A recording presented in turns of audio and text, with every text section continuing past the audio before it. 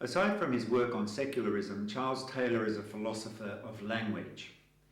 In his chapter on conversions, he includes a discussion of language, especially poetry.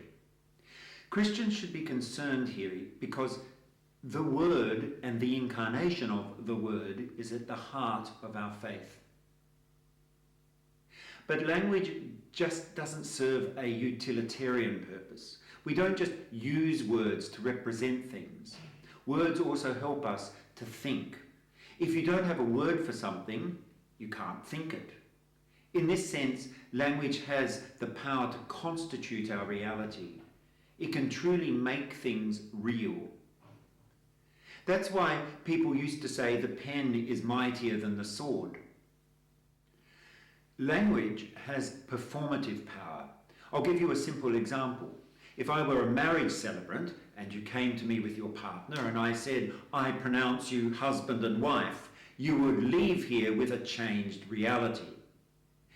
Taylor believes that language, especially poetic language, has two important tasks. Firstly, it must articulate our authentic experience. This has been the role of poetry ever since the Romantics such as Wordsworth and Coleridge.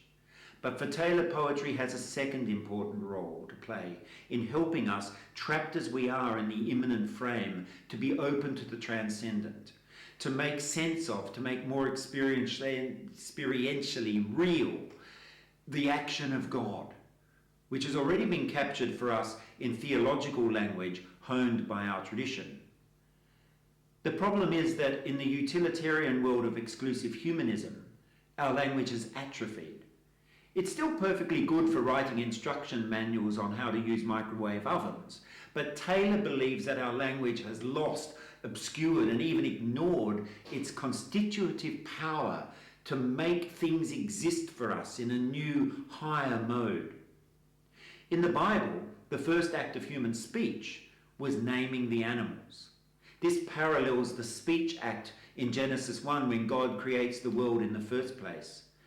But today our language has lost this power to name things against the deeper meaning of their existence. We're like a businessman who knows the price of everything and the value of nothing. At some level, if our language does not have the capacity to express transcendent meaning, then the meaning of our own existence is incapacitated.